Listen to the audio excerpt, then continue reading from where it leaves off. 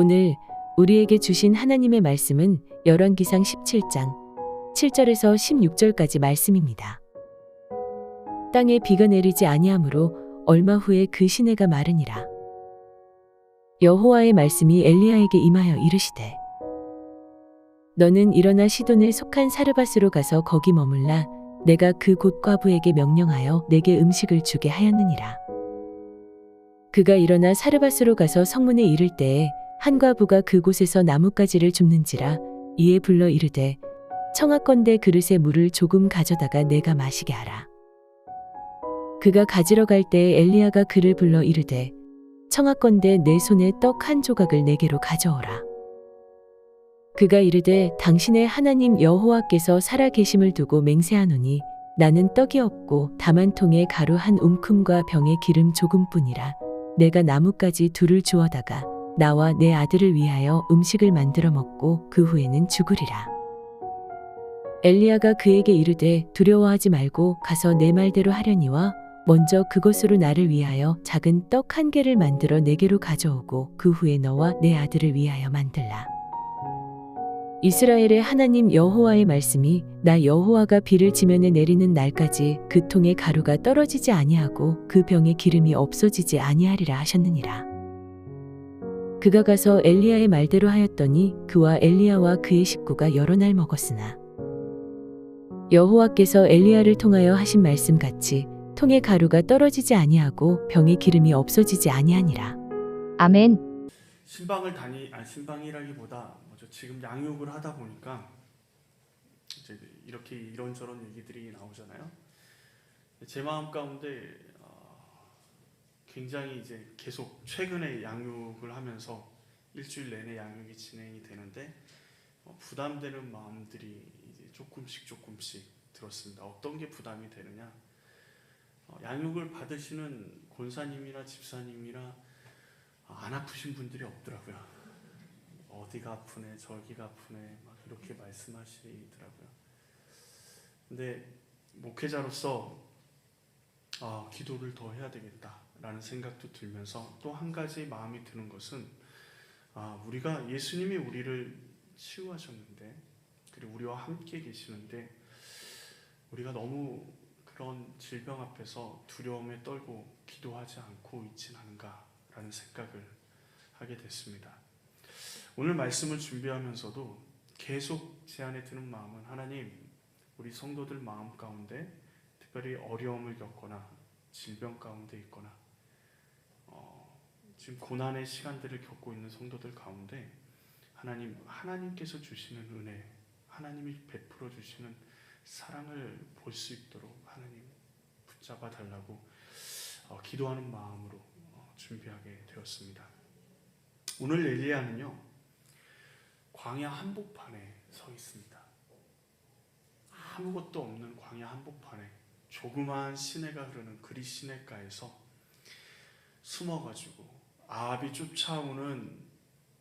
자기를 죽이려고 쫓아오질 않을까 숨어서 거기서 매일을 지내고 있습니다. 먹을 게 없죠. 근데 하나님께서 강권적으로 역사하셔서 까마귀를 통해서 먹이십니다. 아침 저녁으로 떡과 고기를 날라주시죠. 혼자 외롭게 이렇게 먹고 그리고 그 까마귀가 물어온 떡과 고기의 양이 얼마나 될까요? 얼마 되지 않겠죠. 생명을 겨우 유지할 정도일 것입니다. 그런데 엘리야와 비슷한 상황 가운데 있어서 짜증을 내고 하나님 앞에 원망을 하는 사람들이 있었습니다. 민수기 21장 5절에 백성이 하나님과 모세를 향하여 원망하되 어찌하여 우리를 애굽에서 인도해 내어 이 광야에서 죽게 하는가? 이곳에는 먹을 것도 없고 물도 없도다. 우리 마음이 이 하찮은 음식을 싫어하노라. 여기서 하찮은 음식은 하나님이 광야 한복판에서 이스라엘 백성을 위해서 베풀어 주신 만찬, 만나와 메추라기를 하찮은 음식이라 표현하고 있습니다. 이들은 가족과 함께 먹었잖아요. 가족과 함께 고난의 그 시간들을 지나와서 광야지만 그곳 가운데서 먹을 것 걱정 없이 함께 먹고 함께 지낼 수 있었습니다. 그런데 엘리야는 어떻죠? 아침에도 혼자, 저녁에도 혼자였습니다. 똑같은 떡과 고기를 똑같은 메뉴로 제공받았습니다. 엘리야의 마음 가운데 시간이 지나면 지날수록 그 마음 가운데 점점 두려운 마음이 생기지 않았을까요? 가장 큰 문제는 뭘까요? 끝이 있다 생각하면 견딜 수 있습니다. 남자분들은 군대 다녀와서 아시겠지만 제대의 날짜가 있다 생각하면 견딜 수 있어요. 시간이 진짜 안 가는 것처럼 보이지만 그 시간은 언젠가는 오기 때문에 견딜 수 있습니다. 그런데 하나님께서는 엘리야를 지금 그리 시내가에 두시고 거기에 머물라고 얘기하셨지 언제까지 머물라라고 말씀하지 않으셨습니다. 그랬다면 좀 심적으로 좀 편안했을 텐데 아니 최소한 시냇물이 마를 때까지만 기다려라 라고 얘기하셨으면 편했을 텐데 쉽지 않은 시간들을 계속해서 엘리야는 막연하게 기다리고 있는 것입니다. 이런 시간이 언제 끝날지 모르는 가운데 그런 가운데 뭐가 말라버렸어요? 시내가 말라버렸습니다. 여러분 같으면 어떻게 하시겠습니까? 저라면 하나님께 하나님 제가 여태까지 기다렸는데 시내까지 말라버리다니요. 이건 아니죠. 하나님 이건 아닌 것 같아요. 더 이상 여기서 버틸 수 없을 것 같습니다. 라고 얘기하고 그 자리를 벗어나려고 했을 것 같아요. 그런데 엘리야는 언제까지 그 자리에 있었습니까? 여호와의 말씀이 임할 때까지, 하나님이 말씀하실 때까지 그 상황 가운데서 머물러 있습니다. 엘리야는 이스라엘 백성처럼 자신의 상황을 불평하지 않았습니다. 그리고 하나님의 음성을 기다릴 줄 아는 사람이었습니다. 우리 인생도 때로는 그렇지 않나요? 막연한 고통 가운데, 막연한 아픔 가운데 하나님이 침묵하시는 것 같고 어떤 말씀도 하지 않으시는 것 같고 정말 하나님의 손길이 필요하다라고 간절히 간구하는데도 하나님은 아무 손길도 내밀지 않는 것처럼 보일 때가 우리 인생 가운데도 분명히 있습니다. 그때 우리가 어떻게 해야 할까요? 우리에게 필요한 것은 무엇일까요? 그때 우리가 해야 되는 것은 하나님을 바라보며 하나님을 온전히 신뢰하며 기다리는 일이 필요합니다. 기다림, 인내, 어떻게 느껴지신가요? 하나님의 사람들을 살펴보면요, 대부분 기다림의 시간들이 길었습니다. 요셉도, 이스라엘 백성도, 아브라함도, 이삭도, 다윗도, 바울도 모두 하나님께서 기다림의 시간을 보내게 하셨어요. 놀라운 것은 하나님이 높이 들어 사용하신 그 사람들을 하나님의 그들에게 고난 가운데 기다리게 하실 때 그들이 하나님을 바라보며 하나님을 신뢰하며 끝까지 참고 기다렸다라는 사실입니다. 여러분, 마지막 생명줄 같은 시냇물이 말라버렸습니다. 내 눈앞에서 흔적도 없이 그 물이 사라져버렸습니다. 그런 고난이 극에 달했을 때 그렇다면 여러분은 어떻게 하시겠습니까? 눈앞에 마르는 시내를 바라보지 마십시오. 우리를 여기에 보내신 하나님을 바라보셔야 합니다. 그리고 그 시내가 말랐다라는 것은 내가 견딜 수 없는 시간, 물이 없으면 사람이 죽잖아요. 그 시간이 가까이 왔다라는 것은 무슨 말을 의미합니까? 하나님의 시간이 가까이 왔다라는 것을 의미하는 것입니다. 하나님의 말씀을 기다리는 우리 복음사랑 교회 모든 성도님들이 될 수 있기를 간절히 원합니다. 그런데 하나님의 말씀을 기다리는 엘리야에게 하나님의 말씀이 임하세요. 근데 받아들이기 힘든, 엘리야로서는 그 말씀을 도저히 받아들이기 힘든 환경적인 어려움들이 있었습니다. 첫 번째 어려움이 뭐였냐면 시돈으로 가라는 것이었습니다.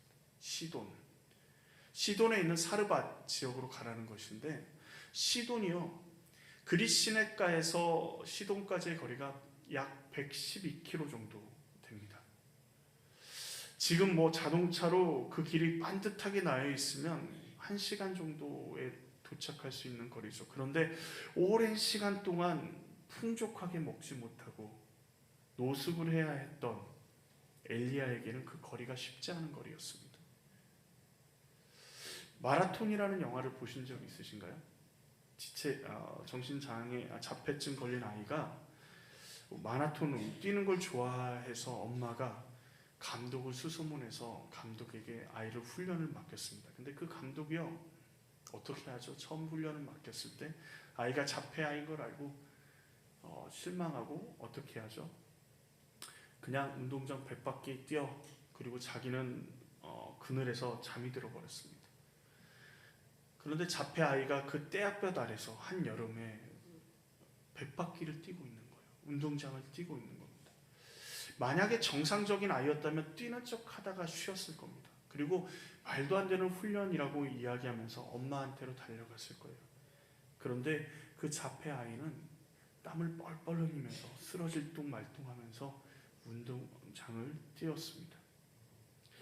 오늘 시돈으로 가라는 하나님의 명령은요, 정상적인 사람이라면 하나님, 거기는 너무 멀지 않나요?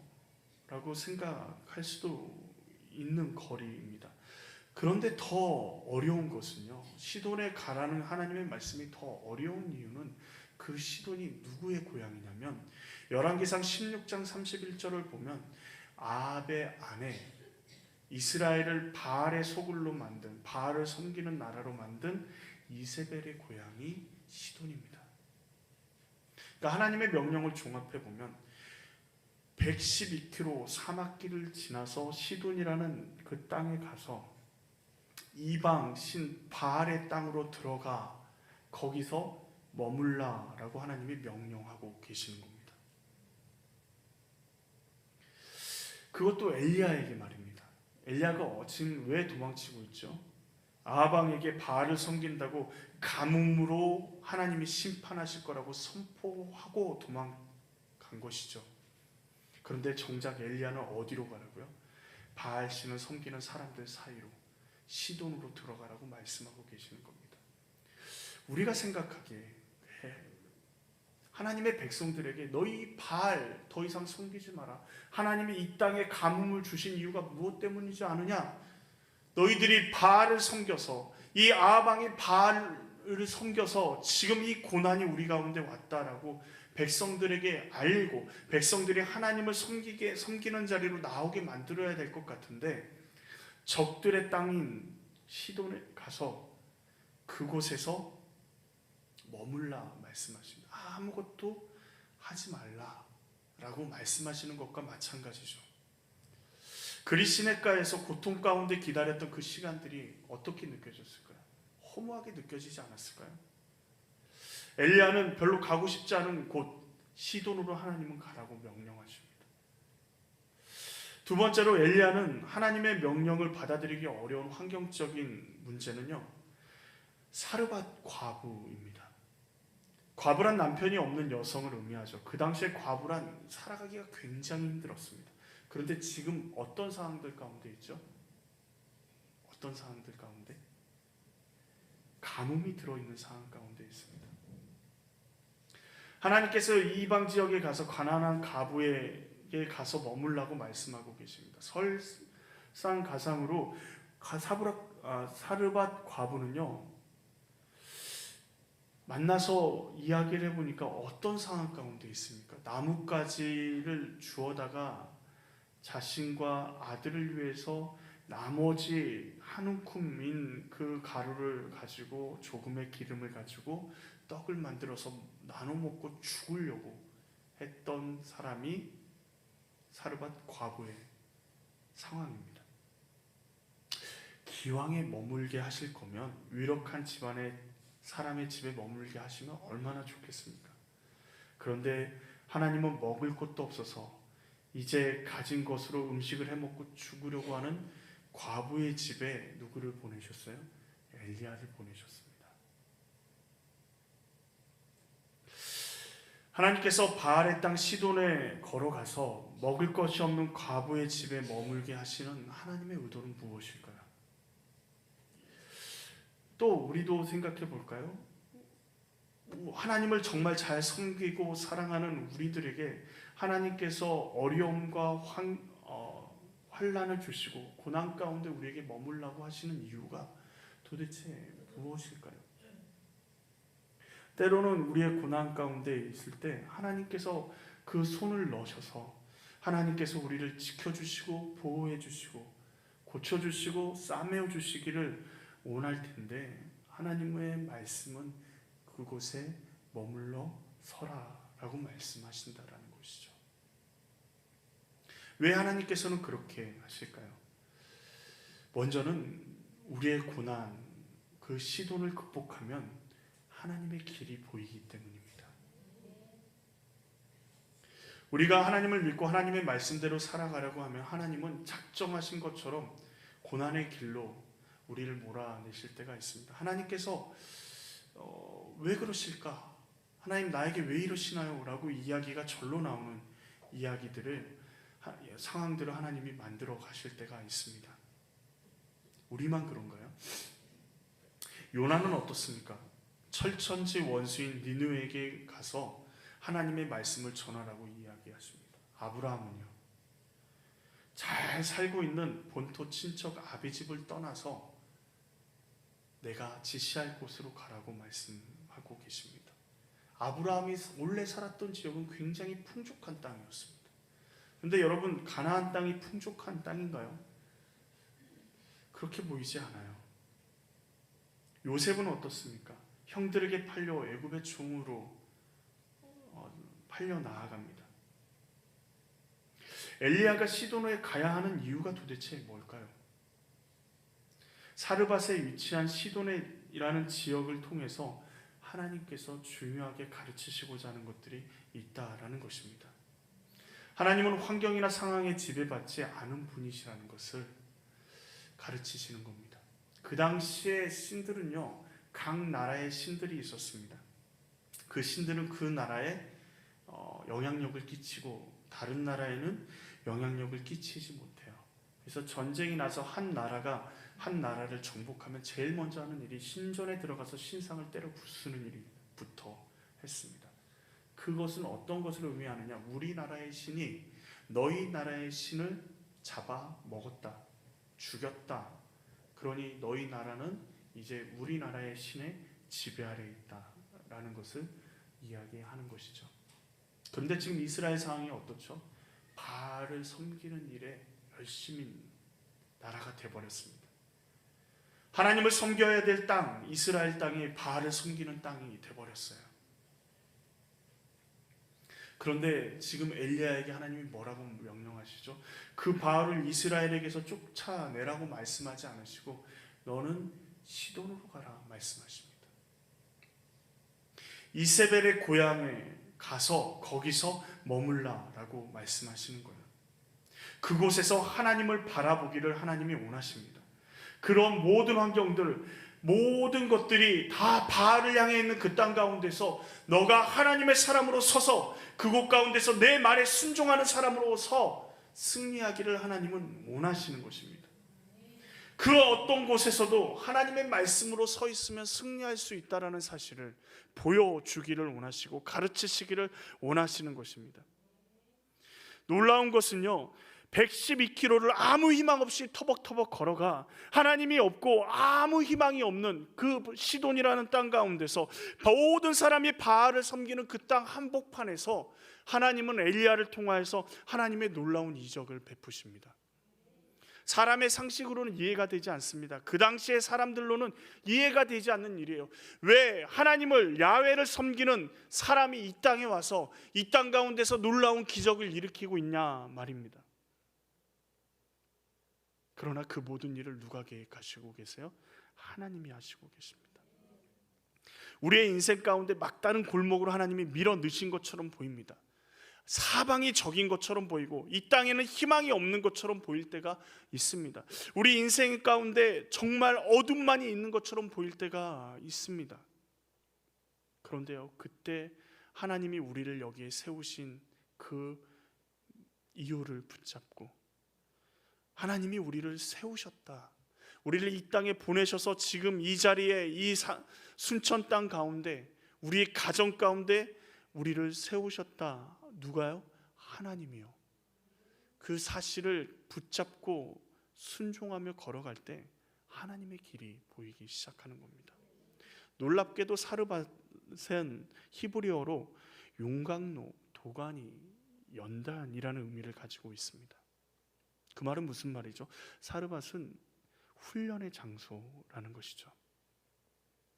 사르밧 과부에게 가는 이 시돈으로 가는 이 길은요, 훈련의 장소로 들어가는 길입니다.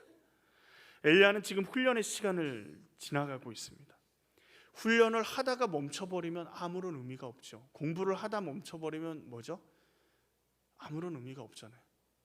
그렇지 않나요? 군대에서 훈련소를 들어갔습니다. 근데 훈련소에서 다시 나온 친구들이 있어요. 그러면 어떻게 하죠? 다시 처음부터 시작해야 됩니다. 훈련소를 나오지 못하면요, 계급장, 짝대기 하나지만 그 이병 계급장도 주어지지 않습니다. 훈련의 과정을 마쳐야지 그 계급이 진정한 군인이 될 수 있는 것입니다.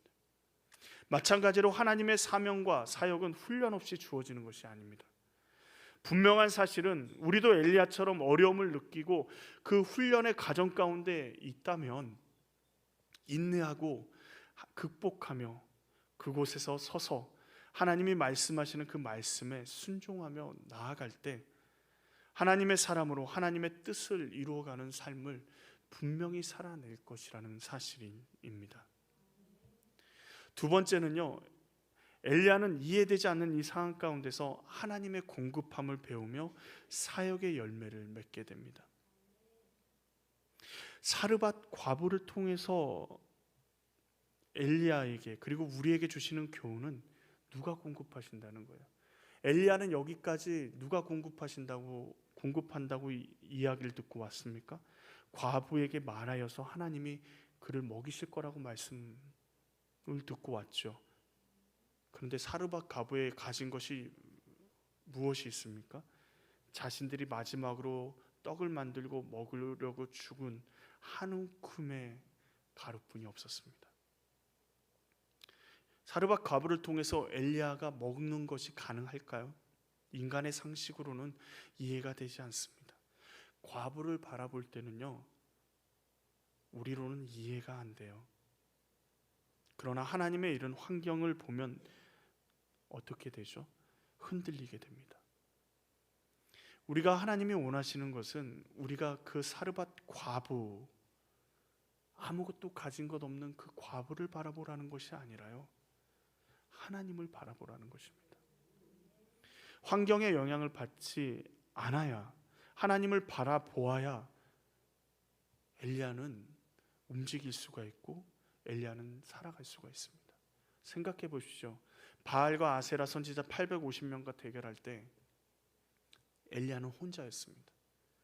혼자였는데 무슨 배짱으로 그렇게 당당하게 사람들에게 외쳤을까요? 아합에게 외쳤을까요? 이스라엘 백성에게 당당하게 하나님의 살아계심을 보여주겠노라고 외칠 수 있었을까요? 어떤 상황 가운데서도 하나님을 바라보는 훈련을 그는 받았기 때문입니다. 하나님께서는 그녀에게 요구하라고, 그녀가 만들어서 먹고 죽으려고 하는 그 떡을 그 사르밧 과부에게 요구하라고 명령하십니다. 하나님의 명령을 들은 엘리야는 염치도 없이 과부에게 자신에게 먼저 떡을 만들어 주라고 이야기를 하고 있습니다. 저 같으면 이랬을 것 같아요. 하나님, 왜 하필 이 과부입니까? 사르밧에 여러 과부가 있지 않겠습니까? 이 과부보다 조금 더 상태가 나은, 여건이 나은 과부의 집으로 수소문해서 가면 안 되겠습니까? 그래도 과부의 집이지 않습니까? 이 과부를 만나서 그녀의 사정을 듣자 엘리야의 마음 가운데도 왜 하필이라는 단어가 떠오르지 않았을까요? 그런데 엘리야는요, 서슴없이 물과 떡을 달라고 이야기합니다. 자신들이 먹고 죽을 그 떡이라고 이야기하는데 그 이야기에 뭐라고 그러죠? 파렴치하게 보일 정도로 나에게 먼저 떡을 만들어서 가지고 오라, 나에게 주라 라고 당당하게 요구합니다. 여러분 같으면 그렇게 하실 수 있겠어요? 이제 이 떡 먹고 내 아들하고 나는 죽을 겁니다. 여러분 당당하게 얘기하실 수 있겠습니까? 엘리야는 사르밧 과부에게 먹을 것을 당당하게 요구합니다. 그럴 수 있었던 이유가 뭘까요? 우리가 처음에 살펴봤던 그릿 시내가에서 자신을 먹이셨던 하나님의 손길을 경험했기 때문입니다. 그릿 시내가에서 여러분 까마귀가 떡과 고기를 물어다 줬을 때 그 마음 가운데 어떤 마음이 들었을까요? 어떤 마음이 들었을까요? 오늘 저녁에는 또 까마귀가 떡과 고기를 물어다 줄까? 내일 아침에는. 그런 마음들이 계속해서 그의 마음을 힘들게 하지 않았을까요? 아무것도 없는, 그런데 광야 한복판에서 까마귀를 통해서 때와 시간을 정확히 맞춰서 공급하시는 하나님의 그 공급하심, 그 성실하심, 하나님의 사랑하심을 엘리야는 그 광야 한복판에서 경험했습니다. 하나님의 말씀, 하나님이 말씀하신 그 모든 약속은 이루어지는 것들에 대해서 경험했죠. 하나님의 공급하심을 배워내므로 자신의 삶을 믿음으로 행하면서 열매를 맺게 됩니다. 엘리야가 하나님의 공급하심을 광야에서 제대로 배워냈기에 굶주리고 죽음을 결심한 과부의 가족을 살릴 수 있었습니다. 만약 생각해 보십시오. 하나님의 공급하심을 제대로 배우지 못해서 엘리야가 이 과부가 이야기할 때 인간적으로 저 떡을 내가 뺏어 먹는 것은 인간적인 도리가 아니지, 그렇게 얘기하고 다른 과부를 찾아 돌아섰다면 이 과부와 아들은 굶어 죽었을 것입니다. 하나님의 뜻은 엘리야를 통해서 이루어지지 못했을 겁니다. 그런데요, 엘리야는 당당했습니다.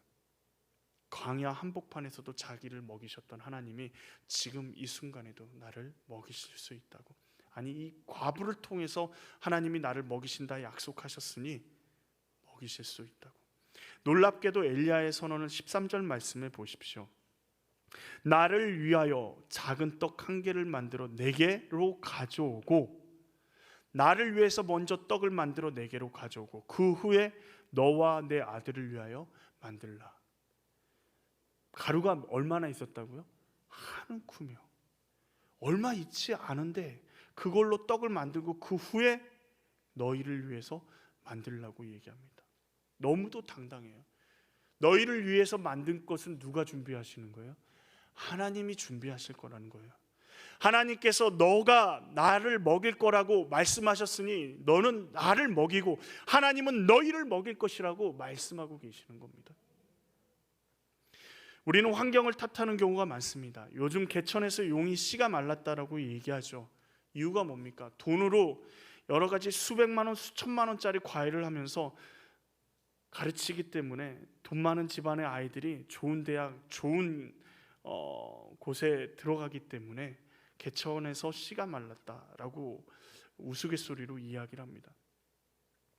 그러나 환경은요, 엘리야의 경우를 통해서 우리를 보았듯이 우리를 훈련시키는 도구일 뿐입니다.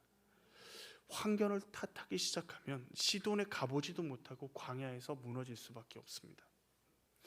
시돈에 도착해서도 사르밧 과부의 모습을 보면 하나님의 말씀이 아니라, 과부를 통해서 내가 너를 먹이겠다 말씀하신 그 하나님의 말씀이 아니라 과부의 사정과 형편을 바라봤다면 절대로 하나님의 공급하심을, 그리고 하나님의 인도하심을, 하나님의 역사하심을 보지 못했을 것입니다. 환경을 탓하지 않고 환경과 상관없이 움직였던 엘리야, 그 엘리야의 모습이 우리의 모습이 되기를 원합니다. 주님께서 명령하실 때 그 명령에 따를 때에도 분명히 어려움은 있습니다. 사르밧 과부와 같은 상황들도 우리 가운데 있습니다.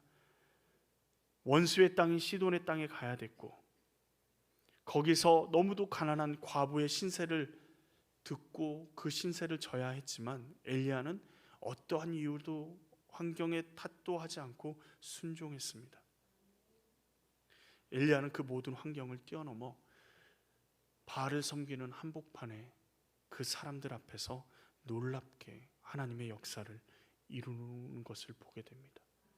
엘리야의 마음 가운데, 그리고 그 역사를 경험한 사람들은 무엇을 경험했을까요? 우주 만물을 다스리시는, 이 세상을 통치하시는 하나님을 경험했습니다. 우리를 통해서 하나님께서 하나님의 통치하심과 하나님의 일하심을 드러내기를 원하십니다. 우리는 어려움이라고 생각하지만 하나님은 그것이 우리를 훈련하시는 도구이라고 말씀하시고, 우리는 고난이라고 이야기하지만 하나님은 그것을 통해서 우리의 삶을 열매 맺겠다 말씀하십니다. 하나님은 오늘도 우리와 함께 하십니다. 고난 가운데 계십니까? 육신의 질병 가운데 계십니까? 두려워하지 마십시오. 주님이 우리와 함께 하십니다. 믿음의 사람에게는 좌절은 없습니다. 하나님께서 주시는 그 어려움들, 그 모든 상황들을 뚫고 넘어서서 하나님의 길을 걸어갈 때 하나님께서 우리를 통해서 열매 맺게 하실 줄로 믿습니다.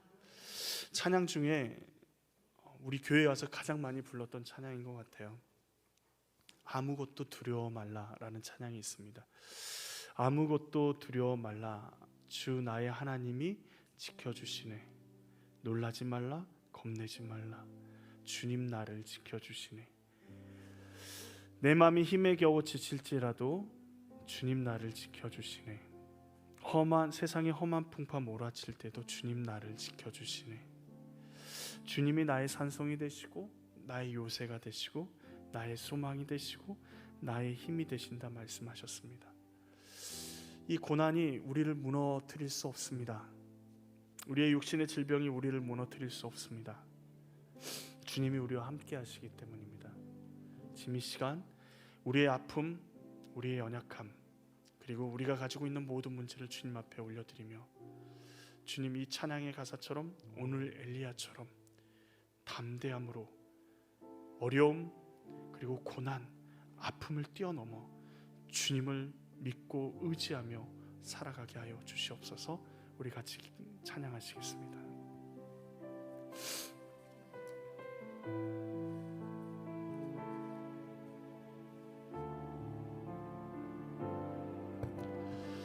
아무것도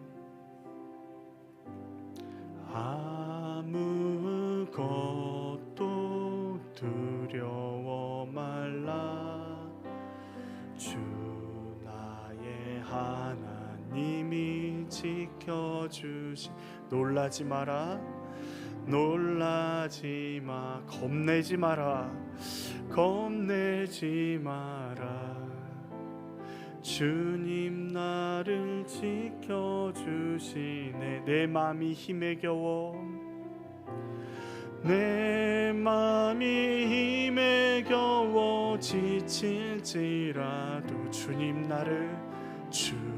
나를 지켜주시.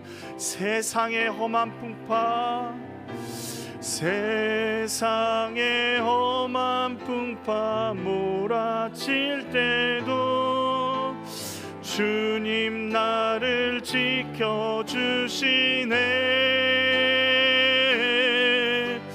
주님은 나의 산성, 주님은 나의 요새, 주님은 나의 소망, 나의 힘이 되신 여호와. 아무것도 두려, 주 나의 하나님이 지켜주시네. 주 나의 하나님이 지켜주. 놀라지 마라, 놀라지 마라, 겁내지 마라, 주님 나를 지켜주시네. 내 맘에 힘에 겨워, 내 맘이 힘에 겨워 지칠지라. 주님 나를 지켜주시네. 주님 나를 지켜주시네.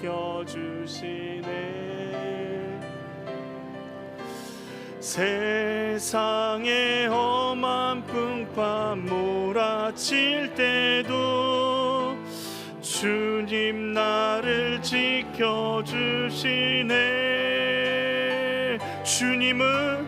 주님은 나의 산성, 주님은 나의 요새, 주님은 나의 소망, 나의 힘이 되신 여호와. 우리 지금 이 시간 같이 기도하기로 합니다. 우리의 문제를 가지고 주님 앞에 나아가기로 합니다. 우리는 문제라 얘기하지만 주님은 그것을 디딤돌이라 말씀하십니다. 우리는 어려움이라 얘기하지만 주님은 우리를 풍족하기 위한 길이라 말씀하십니다. 우리는 힘들다 얘기하지만 주님은 우리를 위로하시고 우리의 손을 붙잡아 주시고 우리의 산성이 되시고 우리가 요새 되시고 우리의 소망이 되신다, 우리의 힘이 되신다 말씀하십니다.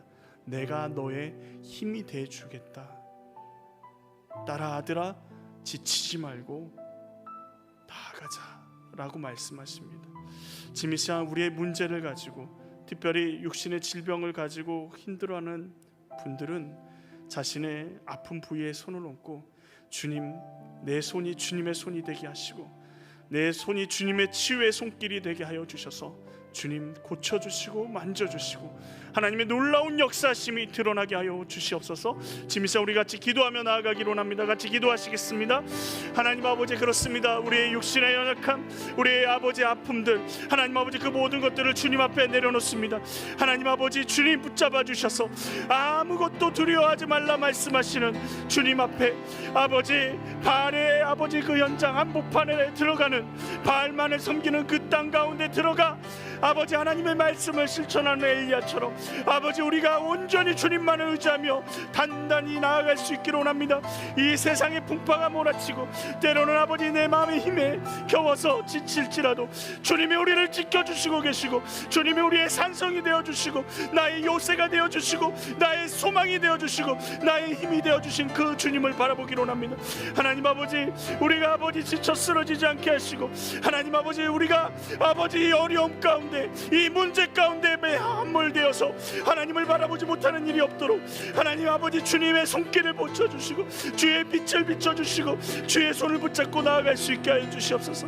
엘리야가 아버지 그 어떤 상황 가운데서도 주의 말씀을 붙잡고 주의 길을 갈 때 하나님의 놀라운 역사심들이 하나님 아버지 그 땅 가운데, 아버지 이방인의 땅 가운데, 희망이 없는 그 땅 가운데 하나님의 소망과 하나님의 역사가 일어난 것처럼 우리를 통해서 이 땅 가운데 하나님의 희망과 하나님의 소망이, 하나님의 역사하심이 드러나게 하여 주시옵소서.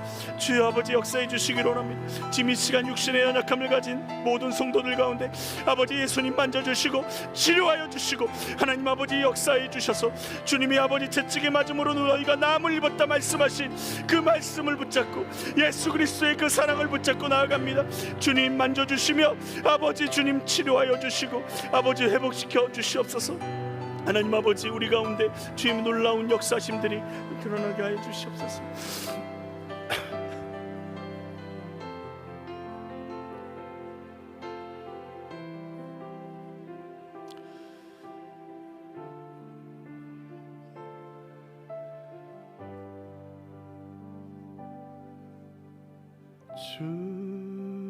주님은 나의 산성,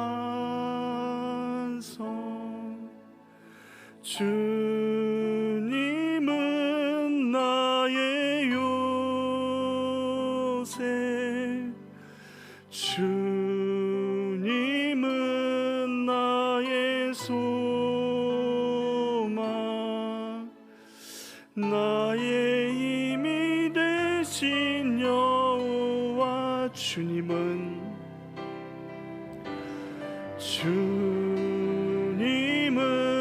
나의 산성,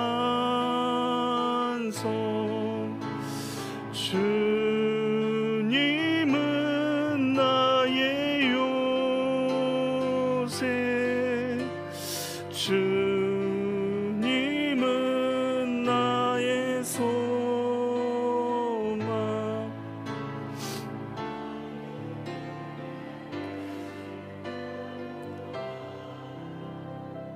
그렇습니다, 주님.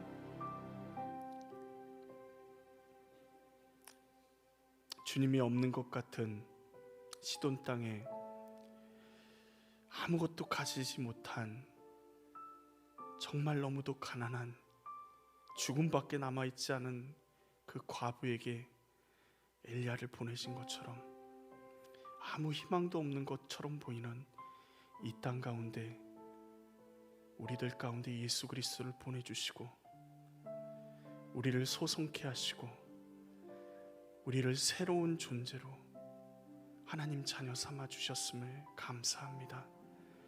하나님, 이 땅에서 엘리야처럼 희망이 보이지 않을지라도, 때로는 고난이 우리를 앞을 막을지라도, 세상의 모든 풍파가 우리만을 향해 몰아치는 것처럼 느껴질지라도 주님 손 붙잡게 하여 주시옵소서. 주님이 나를 지켜주신다. 내가 너의 산성이 되어주겠다. 내가 너의 요새가 되어주겠다. 내가 너의 치료자가 되어주겠다 말씀하시는 그 주님의 말씀 앞에 우리가 온전히 나아가기로 합니다.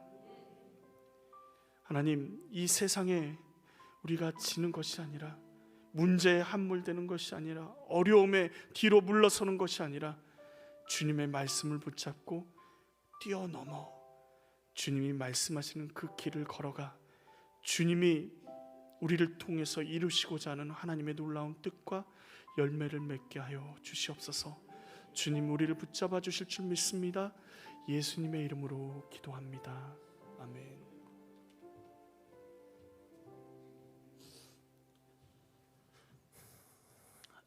이제는 우리를 속량하여 주신 우리 주 예수 그리스도의 무한하신 사랑과 하나님 아버지의 놀라우신 은혜와 오늘도 역사하여 주시는 성령님의 은혜, 교통, 역사하심이 오늘 이 자리에 엘리야와 같이 결단하며 세상을 승리하며 나아가는 이곳에 모이는 우리 모든 성도님들 그 심령 위에, 가정과 일터 위에 영원토록 함께하여 주시기를 간절히 축원하옵나이다.